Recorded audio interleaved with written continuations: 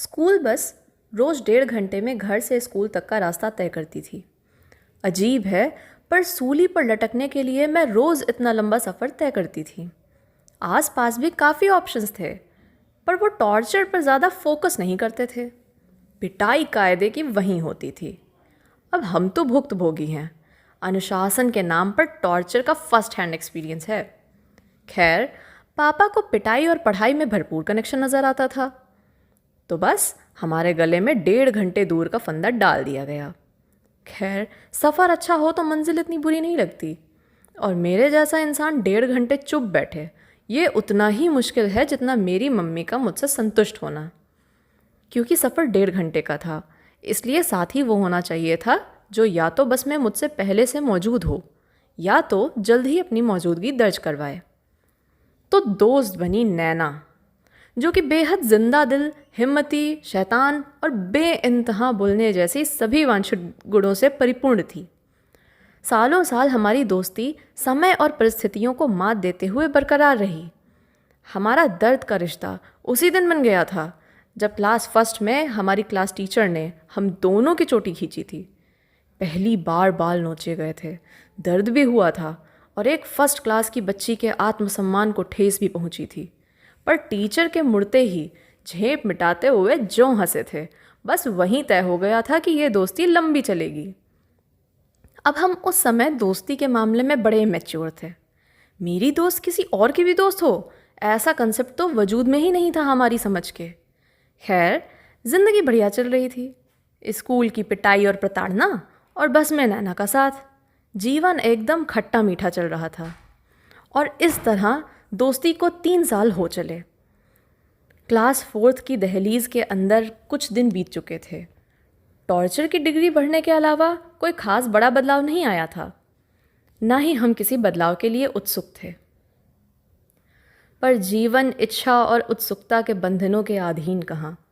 एक दिन बस में एक नई लड़की चढ़ी, दुबली पतली सी लड़की जिसने 2 साल बाद फिट आने वाली यूनिफॉर्म पहनी थी।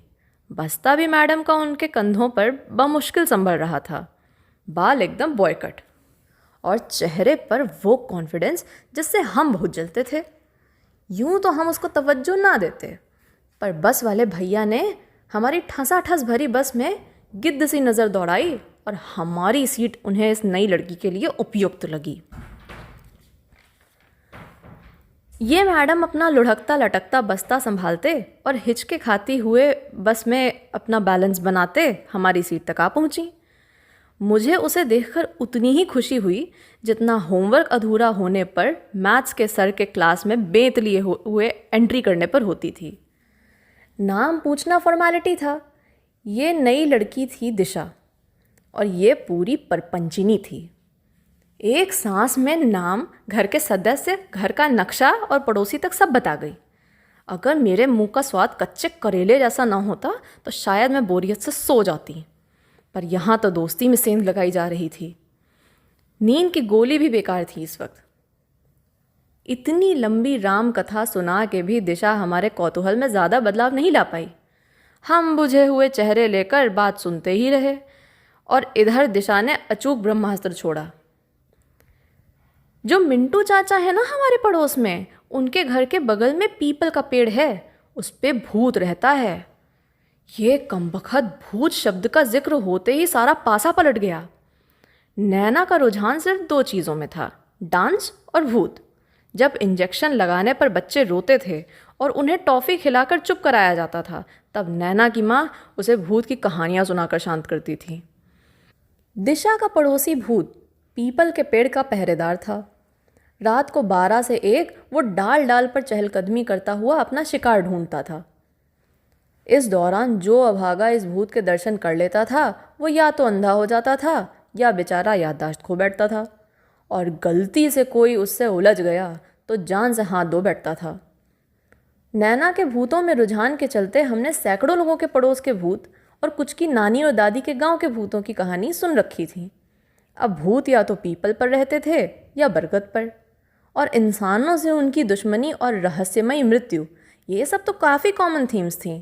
पर याददाश्त उड़ाने वाला भूत, ये कुछ नया था। नैना ने लगभग हर जानने वाले को अपने पड़ोसी भूत की कहानी बता रखी थी। वो चुप रहने वालों में से थी नहीं। अपनी कहानी सुनाने की छटपटाहट में साइलेंट पर लगे मोबाइल फ़ोन सी वाइब्रेट हुए जा रही थी। पर आज दिशा का भूत इस पर चढ़ गया था। होंठ सिले बैठी रही और दिशा की बात पूरी होने का इंतज़ार करती रही। जहाँ तक मेरी बात थी, उस दिन मुझे पहली बार अपने पड़ोस में भूतों और पीपल और बरगद के पेड़ों का अभाव खल रहा था। मेरे गांव में देवी चढ़ने और माता आने का कंसेप्ट तो था, पर भूत प्रेत को हमारे गांव में कोई जगह नहीं मिली थी। दिशा की कहानी जारी रही। अब कहानी का साक्ष्य बहुत ज़रूरी था। एक भरोसेमंद चश्मदीद ही कहानी में मजबूती ला सकता था। तो दिशा ने बताया कि उसने अपने कमरे में शीशा कुछ ऐसे लगाया कि पीपल का प्रतिबिंब सीधा शीशे पर पड़े। फिर रात 2 बजे तक इंतज़ार किया और 12:03 पर शीशे पर बल्ब से चमकते शरीर वाला एक भूत डाली पर टहलता दिखा। नैना ने फट से पूछा, उसके पैर कैसे थे? जवाब मिला, जैसे सबके होते हैं, मेरे तुम्हारे। बस वो इतना हल्का सा था कि पास खड़ी हो तो आर पार देख लो। और फिर वही घिसी पिटी लाइन। यार, पहले मैं भी नहीं मानती थी, पर उस दिन अपनी आंखों से देखा। हम पर इस लाइन का कोई असर नहीं होता था। खैर, भूत का प्रतिबिंब देखकर दिशा ने किसी भूत लॉ का उल्लंघन तो किया नहीं था, इसलिए उसकी आंखें और याददाश्त सही सलामत रहे। अब नैना के सब्र का बांध टूट गया। उसके भूत की कहानी मैं 100 बार सुन चुकी थी। उसका पड़ोसी भूत बरगद के पेड़ पर 150 साल से अपना डेरा जमाया था। कहानियों के हिसाब से 150 साल पहले यह रिहायशी इलाका नहीं था, जंगल था। तब कोई बेचारा मुसाफिर दिवाली के लिए अपने घर लौट रहा था और रात को बरगद तले बैठ गया। एक डकैत ने उस पर हमला किया, उसकी मेहनत की कमाई छीन ली और चाकू मार कर भाग गया। तब से आज तक उसका भूत उस पेड़ पर अपने बदले की आग में न जाने कितनों को लटका चुका था। रात में निकलने वाले सारे लोग भूतों को दूर रखने के तमाम जतन करते थे। दिवाली में भूत का गुस्सा कुछ ज़्यादा ही बढ़ जाता था। वो पोस्ट ट्रॉमेटिक स्ट्रेस डिसऑर्डर से पीड़ित था और लोगों के घर के दिए बुझा देता था। ये दिए बुझाने का शौक भूत को पहले नहीं था, पर दिशा की कहानी को टक्कर देने के लिए थोड़ा मिर्च मसाला नैना को गलत न लगा। फिर भी मेरी ओर देखकर जब उसने एक्सेप्टेंस तलाशी तो मैंने भी फुल सपोर्ट किया और हाँ में हाँ मिलाते हुए कहा, हाँ बताया था तुमने। अब तो नैना बेधड़क भूत की पावर्स बढ़ाती चली गई। 6-7 नई स्किल्स और उनके प्रूफ्स लाके दिशा के सामने पेश कर दिए, पर मैंने एक उंगली नहीं उठाई। 2-3 जगह कमी और पूरी कर दी। अब नैना के भूत का वर्चस्व काफ़ी बढ़ चुका था। दिशा सुन तो रही थी, पर बिना कौतूहल के उसके भूत की इज्जत पर बनाई थी।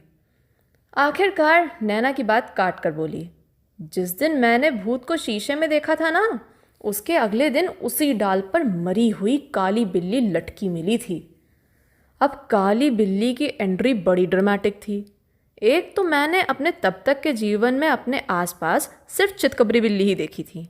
काली बिल्ली सिर्फ कार्टून और भूतिया फिल्मों में ही देखी थी। नैना और मैं एक बार फिर चुप बैठ गए। दिशा ने बताया कि बिल्ली के मरे मिलने पर पंडित जी को बुलाया गया था। हवन हुआ, शुद्धिकरण किया गया और बिल्ली दफना दी गई। साथ ही एक चाकू पर मंत्र फूंका गया और उस पर कलावा लपेटकर पीपल तले लाल कपड़े में लपेटकर दबा दिया गया। ये चाकू भूत को मारने के लिए था। 25 साल बाद इसी से भूत को मारा जाना था।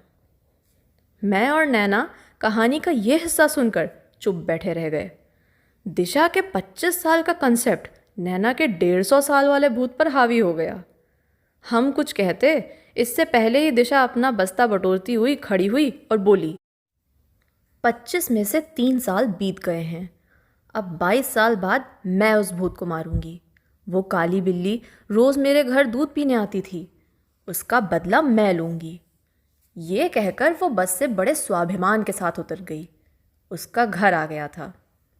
भूत का वर्चस्व तो जैसे तैसे, ये तो अपना रौब झाड़ गई थी। हम उसे तब तक देखते रहे जब तक वो आंखों से ओझल नहीं हो गई। बस काफ़ी आगे बढ़ आई थी। मैं और नैना शांत बैठे थे। मैं खिड़की के बाहर आती जाती गाड़ियों के नंबर याद कर रही थी। नैना खोई सी बैठी थी। काफ़ी देर हम यूं ही बैठे रहे। अचानक नैना बोली, दिशा कह रही थी कि भूत के पैर हमारे जैसे थे। ऐसा नहीं होता है, भूत के पैर उल्टे होते हैं। और फिर कुछ याद करके बोली, वो झूठी है, भूत शीशे में दिखाई नहीं देते।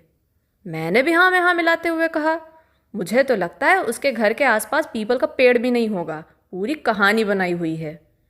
नैना बोली, हाँ वो झूठ बोलती है, कल से उसके साथ नहीं बैठेंगे। मैंने भी गंभीरता से सिर हिला दिया और वापस खिड़की के बाहर देखने लगी। बचपन की अपनी उस मासूम सूरत पर भी मुझे कुटिलता के भाव महसूस हो रहे थे। पर पंचनी ने वशीकरण के बड़े जतन किए, पर नैना पर से उसका भूत उतर चुका था।